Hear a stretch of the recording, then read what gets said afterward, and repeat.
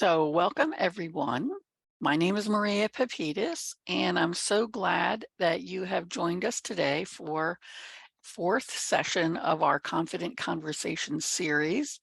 And today we are going to be talking about the WFRSAN Emotional Weather Report. And this is brought to you by the University of Delaware Cooperative Extension, and this project has been supported and funded through Cultivamos, which is the Northeast Farm and Ranch Stress Assistance Network. Today's session is going to be focusing on burnout and some of the things that we can do to manage burnout and have conversations with our farm operators and farm workers about burnout. Today, our presenter, as I said, I'm Maria Papitas, and my colleague Lori Walensky is here to help support the process, and Jake is busy doing other things today. So without further ado, we're going to keep moving along here. So here is a lovely little comic with I just love, and I bet as extension personnel and folks who are working with farmers, you can relate to this one, right? Yeah, I know. I only needed one stress ball to squeeze, but this is way more relaxed, right? And I'm sure we all have days like that. Just a little bit of humor to remind you that that's one of the important things in life, to manage stress. And one of the focuses of ways to communicate effectively with farm audiences. So as a reminder, cooperative extension personnel really wanted to elevate the importance of mental well-being, and our Northeast group of extension folks kind of came up with this idea of exploring humor and improvisation, communication skills as a way to kind of tackle some difficult conversations. And so through a mini grant through the Northeast Farm and Ranch Stress Assistance Network, or Cultivamos, we were able to develop the videos and the presentations that we've been sharing. Today's objectives are really about understanding burnout and where it sort of sits on that mental health continuum, to understand cumulative stress and burnout and kind of what's the difference, and what are some strategies to manage those? And additionally, to understand the role seeking help can play in managing mental well-being. As we know, there is a mental health continuum, and everyone has mental health. And as I said, there's this continuum of mental health from sort of mentally flourishing, right, to doing okay, to really struggling, having poor mental health, and that to the point where it really impacts everyday living, relationships, decision making, and physical, emotional, or mental well-being. And so this chart really helps to kind of outline the differences across that continuum. And as we know, some stress can be good, right? It motivates action and change and creativity.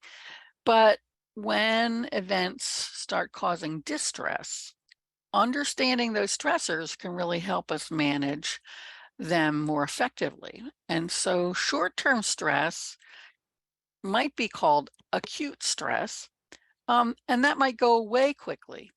So for example, having a conflict with an employee, or having a conversation that's a little tense with a teenager, for example, those may be examples of acute stress. But this type of stress tends to go away after resolving whatever that conflict is. Long-term stress is a little bit different, right? It's also known as chronic stress, and it refers to kind of the cumulative effects of stress. For example, the fluctuation of market prices for corn can make farmers constantly worry about financial loss, which might cause sleep disorders or racing thoughts or the inability to focus. And as a result, can lead to poor farm management practices or even a farm accident. So we share this because sometimes poor mental health sneaks up on us and we feel we may be coping, but then something else happens, an event, an illness, whatever. And that pushes us over the edge. And then we can move from sort of that okay column into those struggling column.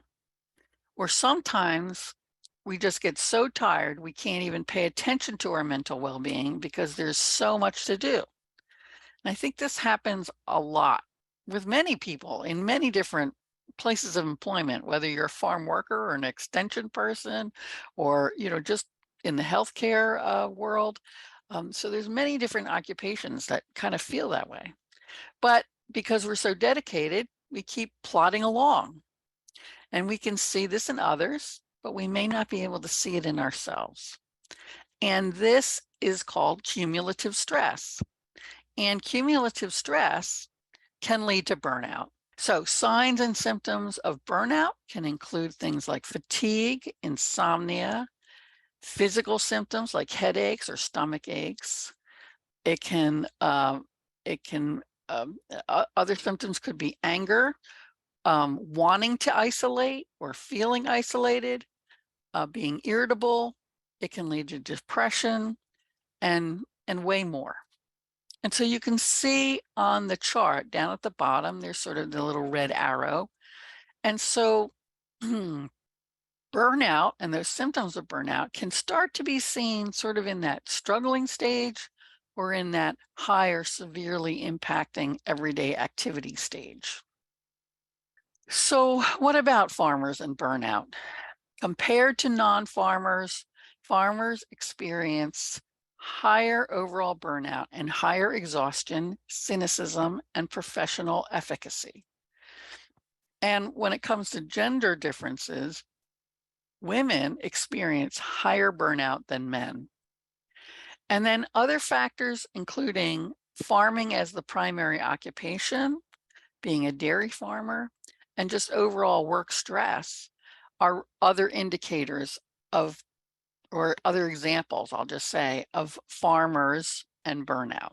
So how do we understand burnout?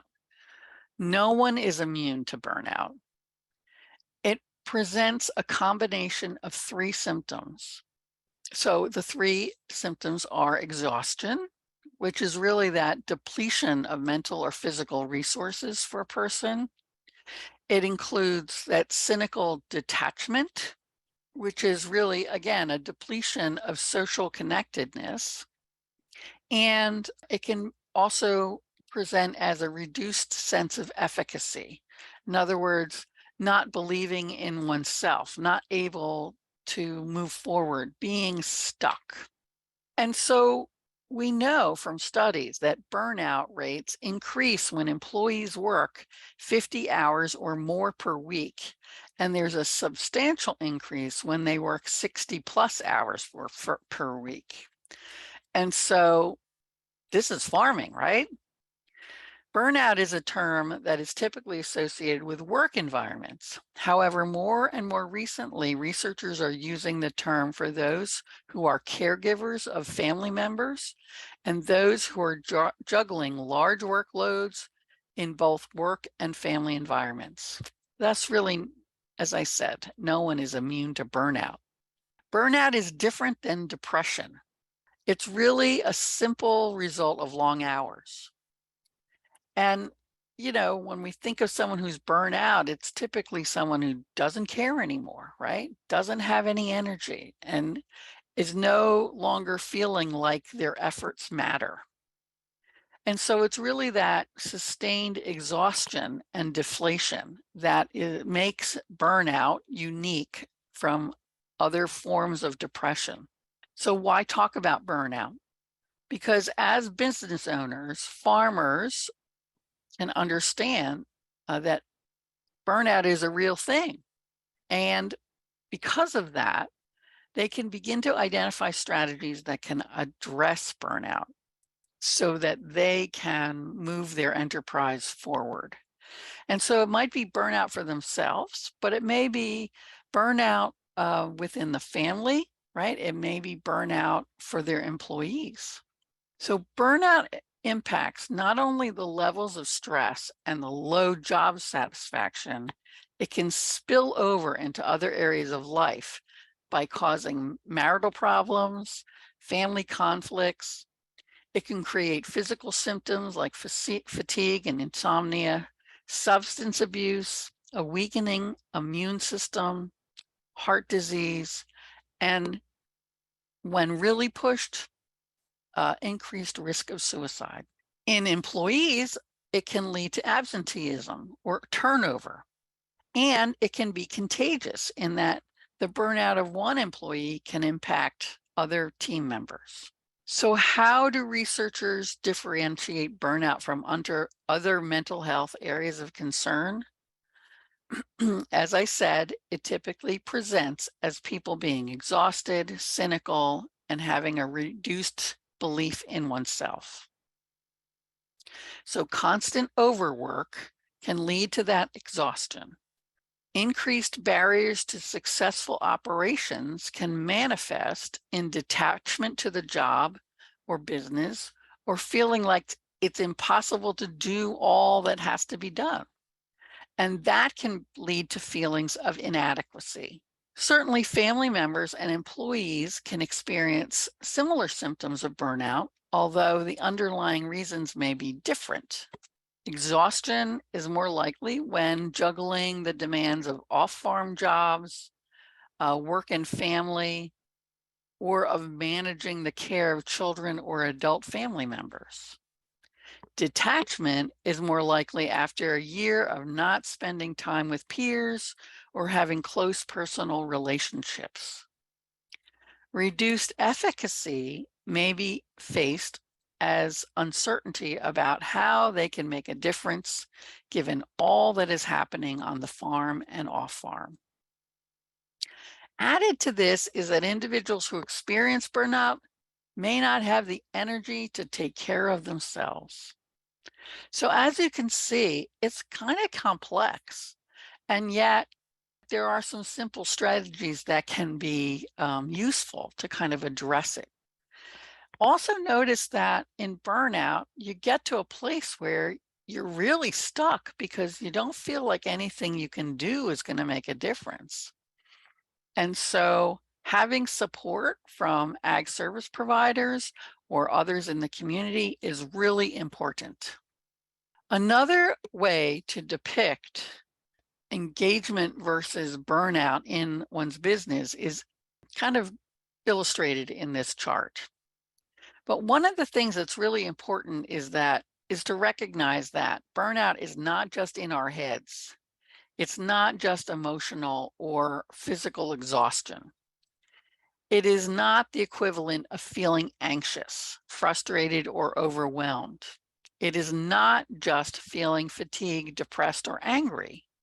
Yet all of those are symptoms of burnout. Burnout is not something you or your employees merely get over. Recently, researchers have shown that burnout has the power to change the function, structure, and chemistry of the brain. By looking at neuroimaging of brains of people who are feeling burned out, scientists have found that burnout is associated with enlarged amygdala, the part of the brain that regulates negative feelings like fear and anxiety.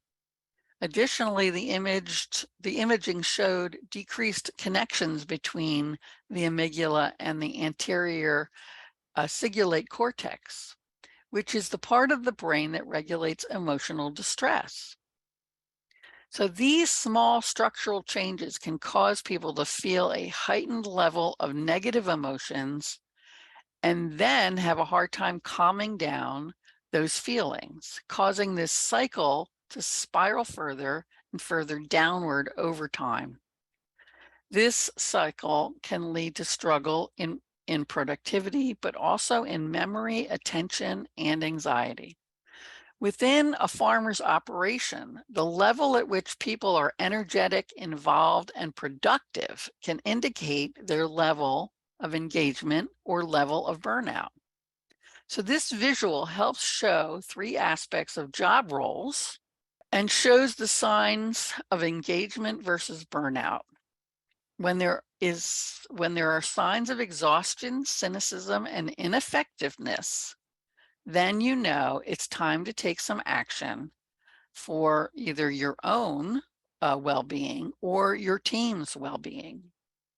As an employer wanting to address burnout, there are two aspects of work environment that are really influenced by burnout: job demands, right, and job resources.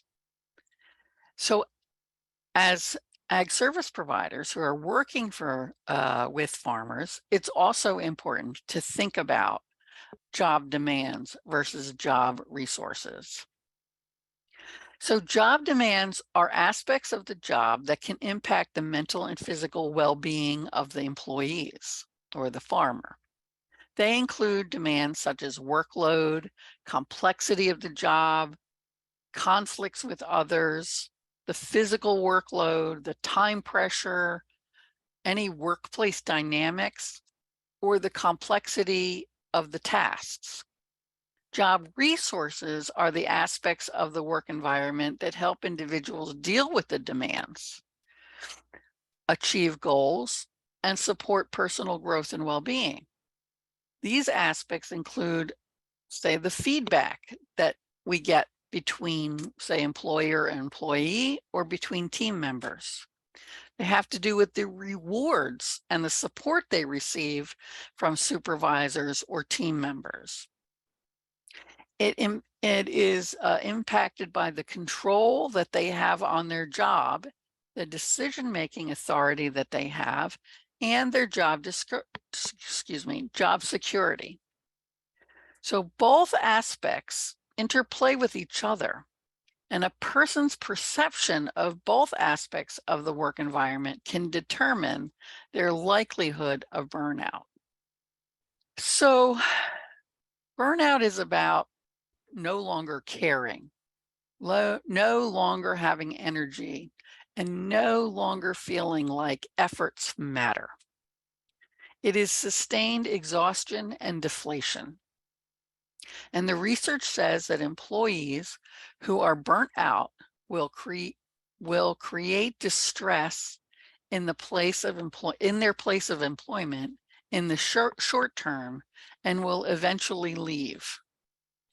Now, for farmers who don't feel that they can leave, you can just imagine when pushed very much to the edge, that's when really poor behavior happens, or there's some sort of behavior where they're trying to soothe, meaning they may smoke, they may drink, may overeat, or at the extreme, potentially commit suicide.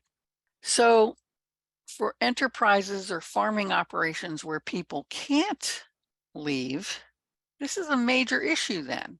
And so a sole proprietor can really experience burnout. And because burnout can sneak up on them, business owners may lose the very reasons they have their own business or their own farm. And that is their sense of freedom, ingenuity, the sense of adventure, the love and connection to the land or the legacy, and even giving back to humanity and their meaning of life. So for farmers who have so much invested in their operation, financially, emotionally, mentally, physically, burnout can be devastating and lead to poor decision-making, further isolation, depression, and as I said, even suicide. So being aware of and managing burnout is important for the enterprise success. So when I found this chart, I really loved it because it helped to kind of pull apart the onion, so to speak, around those environmental characteristics that can influence burnout. And so they organize it into three aspects of the work environment: the organization, right, or the organizational aspects, the job-related aspects, and the personal-related aspects. And this chart offers characteristics of the ideal workplace at each of those levels, right? The organization, job, and personal levels, and offers some of the causes of burnout when the environment isn't right or there is a misfit between the employee and the organization. So as you can see in the organizational aspect row, we're talking about characteristics such as there being open communication and recognition, care and support, learning opportunities, a climate of respect, and fair treatment. So this gets to the, like, what is that work environment? What is the work organizational environment? And so when there are things like conflicts regarding cooperation, if you're not appreciated, if your supervisor doesn't really support you enough, is the physical environment difficult? Is there not enough access to technology to really support the work, right? That's what can cause the burnout. The second row deals with the job-related aspects. So again, those characteristics focus on job autonomy, meaning, how much control do I have over my job? How challenging is the job? Do I have help doing the job? Is there a reasonable time pressure? Is there clarification over who does what? Is the workload even manageable? And is there some flexibility when I need it? And so again, burnout can happen when there's tight deadlines or there's time pressures, if there's a lack of autonomy, if there's role ambiguity, if there's too heavy a physical workload, or it's shift work or work schedules that are not flexible. And then the last row deals with the personal aspects, right? So characteristics of that work environment where things can be very positive and supportive, they focus on there's a good work-life fit and a good work-life balance. And there is satisfaction around the earnings and the benefits. There's a provision for family and self, that things are meaningful, and that there's some pride, right? And identity and business and socialization that's happening within that work environment. And obviously, in the right-hand column, when you talk about burnout causes, so when those characteristics aren't present, it can create stress, it can create anxiety, and create lack of motivation. So within farm operations, where it may be a family operation, it's really important to communicate about these different aspects of the work environment, because the boundaries between work and family can be very, very fuzzy or loose. And so setting clear boundaries and expectations, offering training and support, explaining the rationale behind decisions can really help reduce that family and work stress. So at this point, I thought we might do a little activity and get you guys to kind of talk to each other a little bit about what signs and symptoms of burnout do you see in your clientele, and what context do you see these signs and symptoms, meaning what are the characteristics of those operations? And so we're going to put you into some breakout groups. And so keep in mind these questions. So you're going to be talking about what are the signs and symptoms of burnout that you see, and then what are some of those contexts that you see? So think about, is it the organization? Is it the job task? Is it personal, right? What are some of those things that you see? I'm going to put you in about 6 groups. So there'll be like 3 or 4 of you in a group.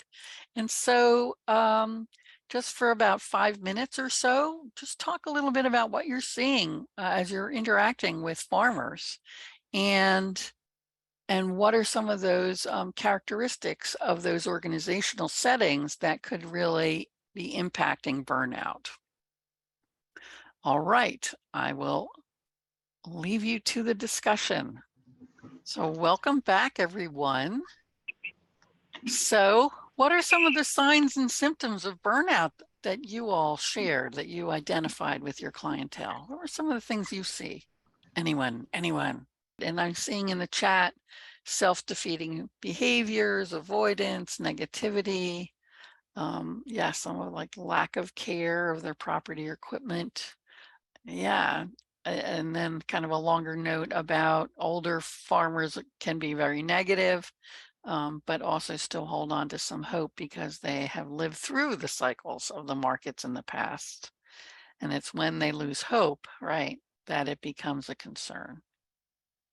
Absolutely. Thank you. And Sandra shared avoidance of tasks, complaints of fatigue, slow arrivals, um, you know, lack of attention to critical details. All of those are really great examples, and kind of relate back, right, to both how they personally may be feeling about their role within the organization, even though they are the organization, so to speak, but also some of that disconnect, right, between job fit and job, whether they can handle the job as well as they used to, and or even care to, right? So really great. And I think as one who is has moved into my aging years, my as my young doctor said, you're more mature now. um as you move into that time frame in your life, it's like your brain is still at age 30, but your body is not, right? And so there's even some disconnect there where your brain is saying, oh, you can keep doing this, and your body is saying, oh, no, you can't. So even that kind of awareness for oneself around, can I still be doing the job the way I did when I first started, is can be very can be very disheartening, right? If you're not feeling like you can. So, and I'm not even a farmer, right? I can just say that, right? So, but I can see how in occupations where it's very physically active, that can be something to struggle with. All right, so we are going to go back to sharing. Thank you, everyone, for your thoughts and sharing there. And so let's just talk a little bit about how we can address some of these things. So how about addressing that physical and mental exhaustion? So studies show that taking breaks is a really important task that can really help, right? They help prevent decision fatigue. They help renew and strengthen motivation. They can help increase productivity and creativity and consolidate memory to improve learning. And so the best way to address that physical and mental exhaustion is to schedule breaks, create the boundaries that help you manage physical and mental rest times, and to address these types of concerns with your employees. That is really important. None of us take coffee breaks anymore, right? We just let's just keep on plugging. So I think that that's really an important thing that is easily done, right? So those micro breaks can really improve focus and productivity. And studies have shown that even 1 minute breaks can help to restore focus and concentration. But it might be more useful to take a break of up to 5 minutes. But the micro break is really all about anything that switches your attention, mental and physical, away from what you were concentrating on. And so it could be a coffee break, it could be stretching, it could be, listening to some music and dancing around for a few minutes. It could be, walking the fences, right? So all of those are great for helping to address that physical and mental exhaustion. What about a detachment, addressing detachment. So more than indifference, the detachment that comes from burnout is a consequence of burnout's mental and physical exhaustion. So you end up in a classic burnout symptom of depersonalization, where you don't care about anyone or anything. And it's a vicious cycle because strong detachment isolates you from the support that you need to overcome burnout. So there are some things that you can do to address detachment. First, engaging in repeatable specific behaviors or routines that help to anchor your awareness of the present moment and reconnect you to a sense of purpose. These could be daily, like listening to podcasts, taking those coffee break with others, having lunch with your spouse or coworkers. All of those kinds of things can, again, break up sort of that, break up the things that keep us from being detached, or that keep us detached, excuse me. Kindness towards others does a lot to keep us connected and creates a space of belonging. And then scheduling time to interact with those you care about, making connectedness a priority, having fun, creating downtime, and this could be a workplace thing, or it could be, something at home and with family. All right, what about addressing self-efficacy? So self-efficacy is an individual's belief in their capacity to act in the ways necessary to reach specific goals and affects every area of our human endeavor. By determining the beliefs a person holds regarding their power to affect situations, self-efficacy strongly influences both the power a person actually has to face a challenge and the choices a person is most likely to make. So one's perceptions regarding their self-efficacy can impact their belief in oneself and their confidence. And so I noticed someone earlier mentioned something about, where does anxiety kind of fit into this? And this is one of those places, right? Because if you don't believe in yourself, your anxiety can really go up. You don't know whether you're making the right choices. You're worrying about your behavior and your ability to control your environment, right? So when people lose their sense that they have control over their lives, or that they are capable, if they lose their sense of confidence in their capability of accomplishing their goals or tasks, it can be very deflating. And so to address this symptom of burnout, it's important to recognize and celebrate accomplishments, no matter how small. And so employers can use simple gestures with employees to recognize them, right? Acknowledging accomplishments, offering training opportunities for growth, offering a bonus, or assigning more responsibility. And they can really foster an environment that encourages employees to pursue extra roles within the organization or career planning. When trying to implement strategies for self-efficacy, we want to keep in mind that improvements take time and patience, and they develop through mastery and vicarious experiences, verbal persuasion, and psychological arousal.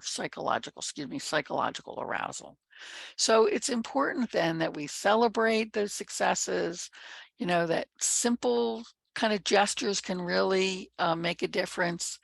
And so for employers to invest in their workplace is important, but as a, sole operator owner, they also have to figure out ways to celebrate their success and share those successes. What can we do to help support self-efficacy? There are 4 key strategies. First is develop a skill set. And so one of the most important ways to improve self-efficacy is to uh, develop the skill set you need to be effective, right? And so if someone is having trouble being successful in their work, figuring out what's the deficit and figuring out what they need to do to improve. And if they're unsure of what people need for improvement, to ask others. And so as educators, as ag service providers, we can be asking those kinds of things. What do you think? What do you think you need to improve? And then once you know, right, once the person knows, they can seek out those opportunities to learn more. And as educators or guide or, ag service providers, we can be guiding them to resources that will help them improve. Another way is to model. And so this is this idea of watching other people um, so that you're observing the actions of the task or the requirements of the task so that they can be learned along the way. And so pairing two employees together, for example, so that one who's more experienced is showing the other one how best to do the job. Another key role is to focus on specifics, and this is really to help give feedback, help people move towards success. So if you want, for example, a child to learn how to do dishes, you don't say, these dishes aren't clean. Instead, you say, let me show you how to load the dishwasher to get the best results, right? So employers need to be specific in the expectations and the directions for tasks being asked of their employees. And then lastly is reinforcement. And so the more behavior is reinforced, the more likely it will continue.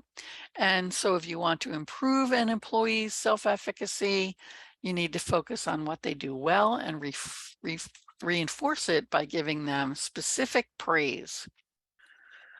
So some additional strategies that help prevent burnout is really looking at the different sources of burnout. So from the individual, organizational, or job-related areas of that aspects of burnout, thinking about the strategies to reduce burnout is really important, right? So as an employee, it's important to control and balance the workload so that breaks can happen and workload is not overwhelming. From an employer perspective, trying to review this list, right, and to see how your policies or behavior and or the way the operation is set up to create a better environment that is supportive of the employees, but also of oneself. And so looking at things like workload, the control that someone has, what's the feeling of support of the community in the workplace? Is there fairness, right? Are the tasks balanced between employees or even between, across the day, right? Do you have your harder tasks in the morning and your less difficult tasks in the afternoon?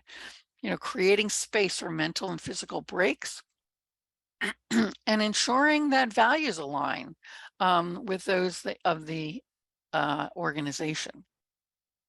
The handout that we shared today that's entitled Work Environment Characteristics that Influence Burnout. So these questions that are listed here on this slide are on the second page of that handout. And so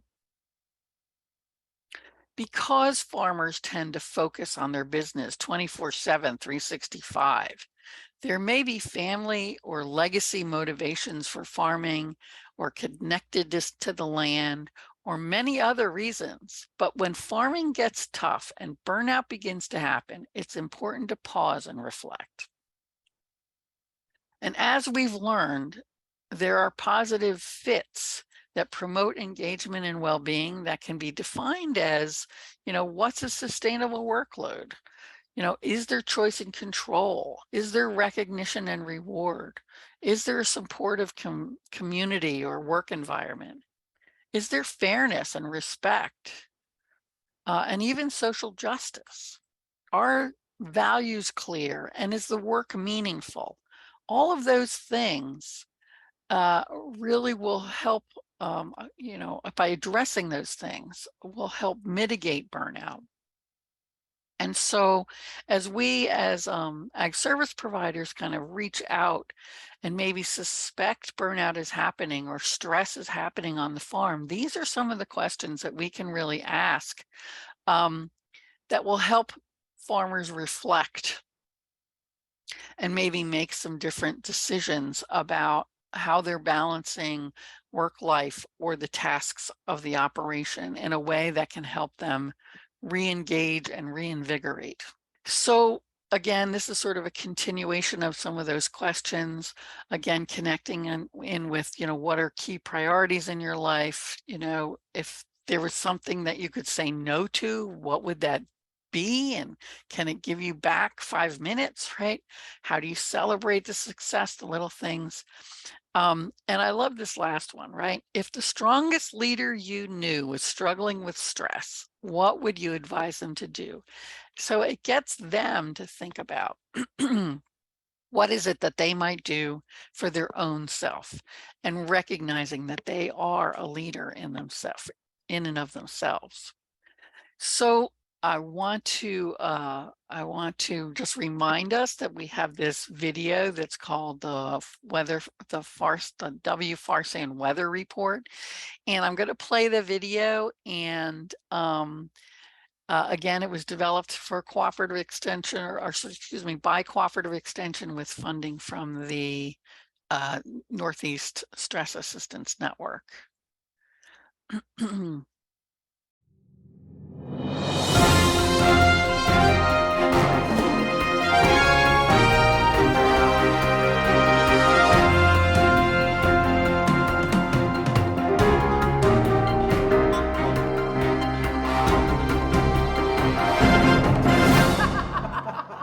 Because, Vern, I need coffee, and you're the intern. Oh, we're on. Thanks, Vern. Caffeine, am I right? Welcome to the WFRSAN Weather Report, brought to you by Keep It Quiet Poultry Farms. Why talk when you can brood? Get it, Vern? Brood. I am weatherwoman Nadine Isaacson. And I'm Vern Vernissage, weather intern. Looks like a depression is forming over the northeast, brought on by low pressure. Yes, Vern, most of us know that generally speaking, low pressure systems can bring about depressions which result in rain, moisture, etc. in the real world. But in the WFRSAN weather world, we recognize that sometimes high pressure can lead to depression. We're still talking about rain, right? Yes, Vern, and depression. Well, you're saying depression an awful lot, Nadine. Am I? Or am I not talking about depression enough? Welcome to the WFRSAN Emotional Weather Report. Nadine, this is a weather report. We're talking about actual climate. People don't want to hear about farmers' emotional climate or their depression. Boy, you are brutal like an early season frost. Oh, that's what my mom says. I like her. Listen, Vern, farmers are the unsung heroes of this country, literally keeping us all alive. Without these resilient farmers, we all suffer. Vern, we all suffer. In fact, we die. Vern, we die. Look at this pressure center here. With that pressure center comes lost floods, fields, fish, fallow fields, farm failures. That's a lot of F words, Nadine. How did you get this job? Well, I have a bright, toothy smile. Many farmers feel frustrated and fed up, and they also feel... Totally. I'm sorry, I just got caught up in the F words. They feel that they have to weather these storms alone, without empathy, without support. Oh, they're like silos, like totally alone. Yes, Vern, sort of, yes. And without empathy or support, they're isolated, with all of us in the country depending on their being strong, on their weathering the storm. But, like the silos, if they don't get the needed maintenance, they can eventually crumble. Oh, that's deep. Like the turbulence that is thrown at them. Like the pile in the barn. It's a shame they have to endure this alone. They don't, Vern. They don't. That's the thing. There are people who get it. People who can help them with this stormy weather. Stormy weather. Oh no, stop. People who understand, who can listen, who can coach, and who can recognize the inherent value farmers bring. They can help them think creatively about how to strengthen their operations. Extension folks. Yes. How did you know that, Vern? I have no idea. You seem old for an intern. I am. The thing is, Vern, ag folks are hardworking, and they're resilient and innovative, but when it gets tough, they don't often use the tools and resources that are available to them. Well, so extension folks are like an umbrella. Like when you walk outside and you get all wet and you think, oh my gosh, I have like 10 umbrellas in my closet at home.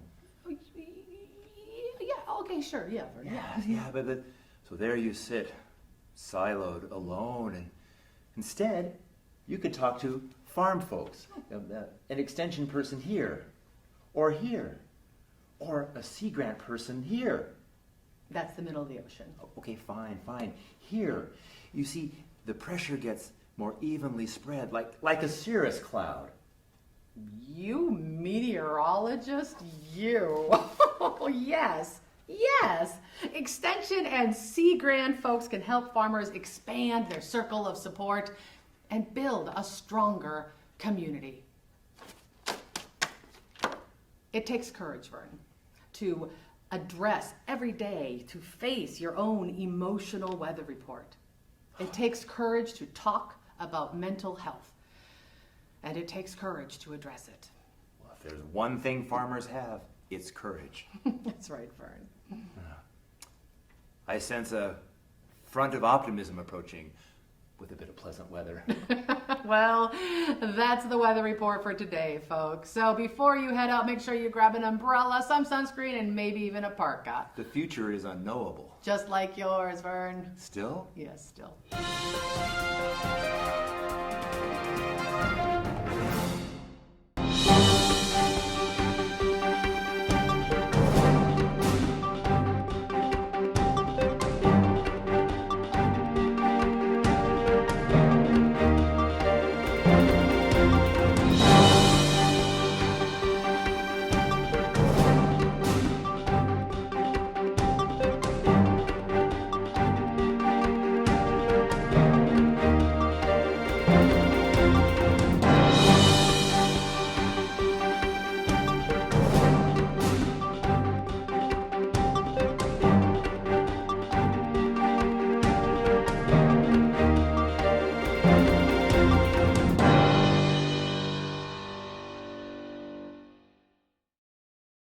I wanted to just kind of begin to wrap up by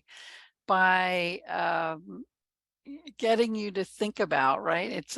This notion that it's never too late or too early to begin to address burnout.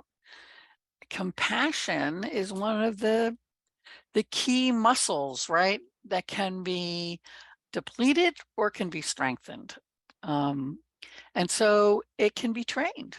And so the key is to recognize that anyone can learn to be kinder to themselves and to others, and that small acts can help you begin to break free of burnout, and that flourishing in your job is the perception of feeling good, emotional well-being, right? And functioning well attained through positive experiences and the efficient management of resources can help people really feel better about their work.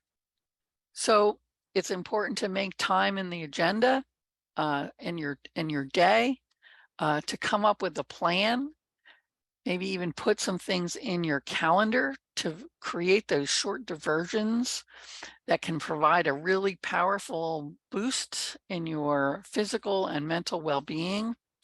And the idea also is to sort of experiment, right? You'll never get it exactly perfect every time, but once you get started and think about what's working and what you might want to change or add to your routine, it can really help you to sort of overcome those characteristics of burnout. And then once you've got it, share it, right? Help other people's understand, both through words and actions, that you know the importance of taking care of yourself, um, and that you're open about your investments into self-care, and so that your team can see it and your entire organization can see it. Um, but then also, as ag service providers, what can we do to model, right? Those behaviors so that farmers can, so it becomes normal, right? It becomes normalized in our lives, and other people can see it. So certainly in farm families, how do we begin to embrace and encourage farm family members to be involved in those opportunities for downtime and fun time and family time that aren't impacted by the stress of the enterprise? So this is your opportunity to ask questions or share concerns. Um, Sometimes we do need a little help from professionals and colleagues and friends and family members to help us out. And you know what? It's okay to ask for help from those same individuals. Just as you would be willing to assist others in need, they are willing to share their expertise and kindness with you. That's one of the things that I really love about the farming community. So at this time, I'm happy to take questions or comments about today's session. And you can type them in the chat or unmute yourself at this point. And I think Lori will be putting our evaluation tool URL in the chat for you to take a moment and fill that out. That would be so appreciated. And of course, I just need to acknowledge that these resources were developed through the Northeast Farm and Ranch Stress Assistance Network, or Cultivamos, with USDA NIFA funding. The materials can be used, right? Not changed, but used with your audiences. So let's see. Hi, this is Susan Jaster.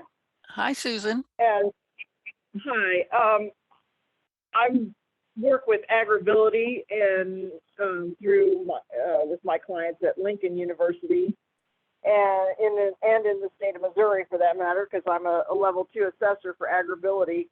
But quite often with all this stress, maybe there's not enough money to go around to do what they think would be like taking a real vacation. And, there's times when I see that because they didn't plan for a vacation, there's no money for a vacation. And that hurts farmers when they are not building in that budget for those things. And I think that sometimes maybe we need to help them see the forest for the trees by suggesting things like, well, let's go over your business plan. If they're not to the point of all this burnout, let's go over your business plan and see where we could maybe add something in here, or can we cut back on this enterprise because it's not making you as much money. I think sometimes we have to go a little deeper and dig into, why they think they can't take a break. And so I'm wondering what your comments might be on some of that in that direction. I think you're right on point, Susan. I think, oftentimes when people are so busy, they don't put their head up to sort of see 6 months down the road or a year down the road. And so you're right. Whether that's just sort of planning that vacation or saving for that vacation or whatever it is, right? I think you're right. And I also, being a financial management educator, I completely understand that oftentimes in a enterprise budget, you're not thinking about the family budget per se, and how do we kind of make sure that there's funds that are coming out of what's earned in the enterprise that can help support the families, some of the family goals, right? Because the enterprise budget is all about the farm goals.